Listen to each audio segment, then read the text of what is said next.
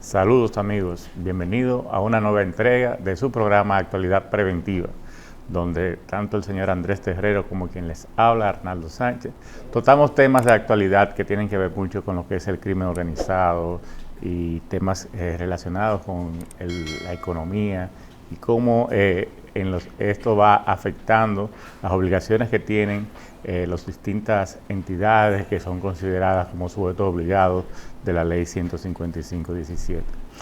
En el día de hoy vamos a estar conversando con un gran amigo, el licenciado David Elías Melgen, el cual es conocedor de todo esto, de la materia de prevención del lavado de activos y todo este proceso, principalmente este proceso de designaciones que pueden venir realizando países, potencias de personas que consideran que lo consideran de una forma u otra que están vinculados a algún tipo de actividad que desde el punto de vista de ellos consideran que no son gratos para sus países. David, bienvenido.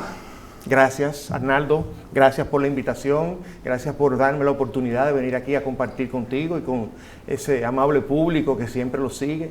En primer lugar, felicitarte y felicitar a Andrés por la permanencia en el programa. Ya es un programa que está establecido. ¿Qué tiempo tienen ya? Ya tenemos un año y 3 meses. Se dice fácil, y brindándole contenido de actualidad, contenido interesante a un amplio espectro que impactan de alguna manera con todas estas decisiones. Y qué bueno que ustedes han tenido la iniciativa de traer ese contenido, de traer esa información valiosa que puede ser de mucha ayuda para los que nos están viendo y escuchando.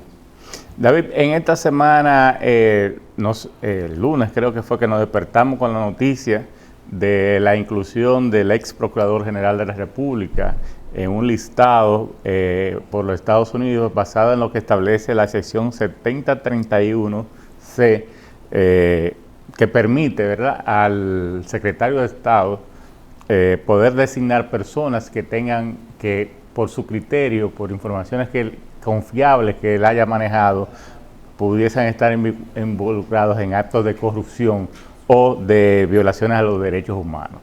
Esta sanción no solamente abarca a la persona designada, sino que también se puede incluir a sus familiares. Así mismo lo establece la disposición. Y en el caso que estamos hablando, que es el señor Alain Rodríguez, así fue, también se incluyeron a sus hijos y a su esposa.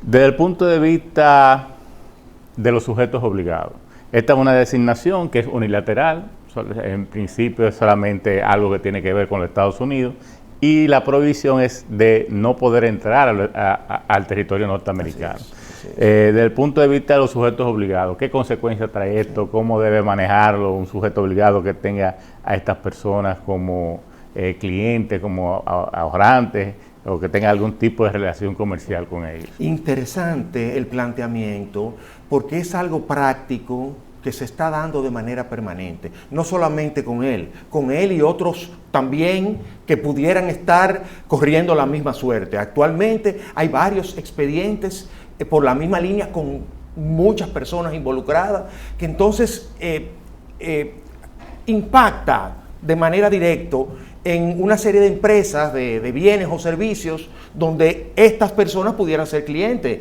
¿Qué pasa si uno de esos clientes de una aseguradora, de un banco, de un dealer de vehículos, de una constructora, de una compañía de seguro, un cliente de esas entidades que son los llamados sujetos obligados, aparecen en unas listas o aparecen en un proceso de esta naturaleza? Interesante, porque estamos hablando de que esas medidas contra la entrada al país es algo muy personal que le impacta a él directamente, a él y a su familia. Pero ahora estamos hablando de empresas que de alguna manera tenían algún tipo de relación comercial o profesional. Y eso incluye también sus abogados, notarios, consultores, pero eso es un tratamiento diferente. Vamos primero a una empresa de servicio que no sea el abogado, porque la naturaleza del abogado y el concepto del privilegio profesional o el secreto profesional hay que manejarlo de una manera diferente. Vamos a enfocarnos en primera parte en qué pasa con una empresa financiera o no financiera, que dentro de sus clientes figure una persona que aparezca en unas de estas listas o tenga una de esas medidas interpuestas. Lo primero es que la disposición legal, stricto sensu, establece a los sujetos obligados la revisión de las listas de las Naciones Unidas en materia de terrorismo y proliferación de armas de destrucción masiva. Pero el tema de la lista y de la revisión de las listas es una buena medida en materia de debida diligencia. Cuando usted le está haciendo una debida diligencia, la debida diligencia es un conjunto de herramientas. La debida diligencia no es solamente revisar la lista. La debida diligencia no es solamente llenar un formulario. La debida diligencia incluye una serie de prácticas, de herramientas, de pasos, que tú tengas por finalidad conocer tu cliente, a qué se dedica, quiénes son sus allegados.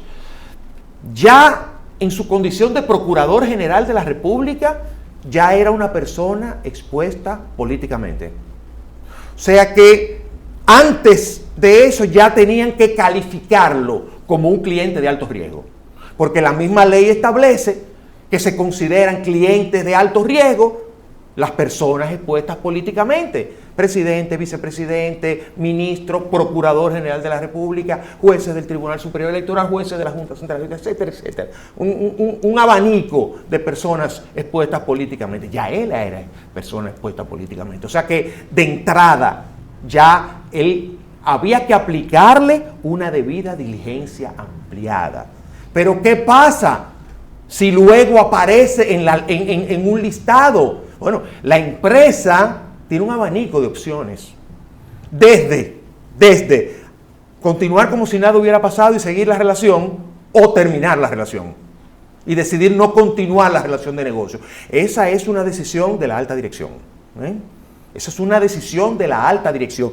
Pero en el medio hay un abanico de opciones. Usted puede reforzar la debida diligencia. Usted no está obligado a cerrarle la cuenta. Y si mantiene la cuenta abierta porque usted considera que aunque tenga un nivel de riesgo alto, usted tiene las herramientas para mitigar ese riesgo, usted puede mantener. Ahora, tiene que estar bien soportado. Claro, porque viene una auditoría y empieza a evidenciar inconsistencias o irregularidades. Y entonces, ahora, teniendo el debido conocimiento y teniendo las herramientas para mitigarlo, usted no está obligado a cerrar la cuenta. Usted puede mantener la cuenta. Ahora bien, ya usted sabe que hay una serie de medidas que usted tiene que reforzar.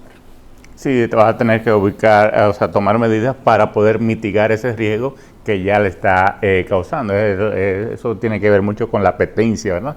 La apetencia de riesgo que tenga la entidad. Sí, porque nos vamos a encontrar siempre con un departamento comercial que quiere vender y un departamento de cumplimiento que le está pidiendo requisitos, requerimientos, y entonces comercial no puede vender porque cumplimiento le hace requerimiento y hay unas cuotas y quieren cumplir con una meta, y entonces ahí viene el apetito del riesgo de cada sujeto obligado. Pero ¿qué no podía generar esto como sujeto obligado? ¿Qué estaría viendo el sujeto obligado?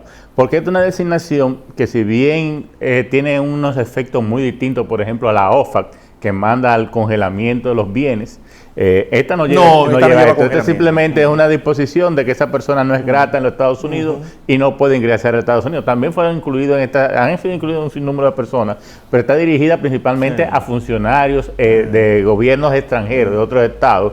Y en esta lista fue incluido uno de los expresidentes de Panamá, que recientemente, que es un programa que tuvimos aquí a la Claudia Álvarez, estuvimos conversando precisamente de este tipo de designaciones. Ahora bien, en este caso la persona, no tengo mi relación comercial, en cierto punto no está afectada porque no me prohíbe transar, no tengo un riesgo no hay una prohibición ni legal ni tampoco operativo sobre cualquier operación que yo haga esto. Pero no obstante está el riesgo reputacional, está también ahí que el sujeto obligado, no básicamente por esta designación, se supone que ya lo viene haciendo por el mismo proceso intrínseco. Y eso lo evalúa cada empresa. El mismo proceso intrínseco que ya ha sido sometido en el país del proceso judicial que lleva. Entonces se supone que cada empresa ya o cada sujeto obligado analizó cómo ha sido la relación con ese cliente y qué tantos riesgos le representa el mantenerlo o desvincularlo de su operación. Sí. En el caso del abogado, y excúsame Arnaldo, pero esto es un temita importante, porque sé que hay muchos abogados y abogadas que pudieran estarnos viendo en este momento. El tema de los abogados, recuerden que los abogados, notarios y contables son sujetos obligados. Y su condición de sujeto obligado se activa automáticamente, realice una de las actividades descritas en la ley. De suerte tal que como se convierte en sujeto obligado, está obligado al cumplimiento de los reportes de operaciones sospechosas, si en el curso de esa relación identifica algún riesgo. Pero eso es cuando ocurren algunas de esas actividades.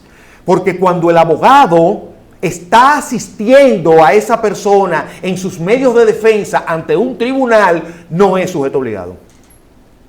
Ahí el abogado puede conservar el secreto profesional, no está obligado a divulgar información. La condición de sujeto obligado se activa cuando el abogado realiza una de las actividades establecidas en la ley. Pero cuando el abogado está asistiendo a un imputado en un proceso penal o en un proceso civil, incluso en un proceso administrativo, tiene derecho a mantener el secreto profesional. Porque el secreto profesional es una garantía, es un privilegio, es un tema de derechos humanos, de que el imputado tenga libertad de conversar sin ningún tipo de limitación con quien lo está asistiendo. Entonces ahí el abogado puede conservar. Y esto es importante traerlo a colación porque ahora mismo hay muchos casos abiertos. Y es muy probable que los abogados, para hacer una buena defensa, han tenido que acceder a una serie de informaciones importantes, valiosas, desde dónde, hacia, cómo, con qué, cuándo, dónde. Y sobre eso el abogado no está en la obligación de hacer reportes a las autoridades. No así cuando está realizando una de las actividades descritas en la ley que los califica como sujeto obligado y en ese sentido está obligado a reportar cualquier operación sospechosa que identifique en el curso de esa relación. Eso es un dato que quería traer a colación para establecer la diferencia entre el ejercicio de la profesión del abogado. Mencionabas al principio del programa, ¿verdad?, que los sujetos obligados, que la ley solamente exige la revisión o el único listado obligatorio de ejecución inmediata para los sujetos obligados son la famosa listado de las sanciones financieras que emite la ONU. Pero existen otro tipo de listado, como bien señalaba, que por mejores prácticas deben ser revisadas y dependiendo también de la apetencia del riesgo del sujeto obligado, la tomará en cuenta o no. Pero hay una lista, que es la lista OFAC, que es la que manda a congelar activos. La famosa lista OFAC. OFAC, que es la que manda a congelar activos principalmente de extranjeros y prohíbe a entidades norteamericanas a hacer negocios con esas personas. Dice, bueno, pero una lista que no es obligatoria, es solamente aplicación para Estados Unidos y sus nacionales, sus ciudadanos y operaciones que llevan a cabo. Pero hay que tener en cuenta esa última parte, operaciones que se lleven a cabo en el territorio norteamericano. Si usted tiene cliente que esté en esa lista y usted hace operaciones a nombre de ese cliente y toca territorio norteamericano, entonces usted se puede ver afectado. Esa operación va a ser inmovilizada. Entonces ahí viene lo que es también el riesgo reputacional y posiblemente otros riesgos como legales y eso que pueda establecerse por el hecho de la operación que usted hizo a través de un corresponsal norteamericano. Sí. Destacar que la ley 155-17 le dice qué hacer y qué no debe hacer, pero no le dice cómo hacerlo, sino que le da libertad a los sujetos obligados para que desarrollen una metodología de acuerdo a sus actividades, de acuerdo a su tamaño, de acuerdo a dónde tiene presencia, de acuerdo a la complejidad de sus operaciones. La ley establece el sujeto obligado deberá desarrollar una metodología que le permita Y en materia de debida diligencia, entonces cada empresa debe desarrollar la metodología y aplicar la debida diligencia siempre y cuando cumpla con el espíritu de la ley. con lo que la ley le pide que identifique, incluyendo origen de fondo en algunos casos. David, vamos a hacer nuestro primer corte. En la próxima segmento hablaremos un poquito más, ampliaremos un poquito más sobre estas designaciones y cómo, en qué se basa el Departamento de Estado para poder hacer este tipo de inclusiones. Seguimos en Actualidad Preventiva.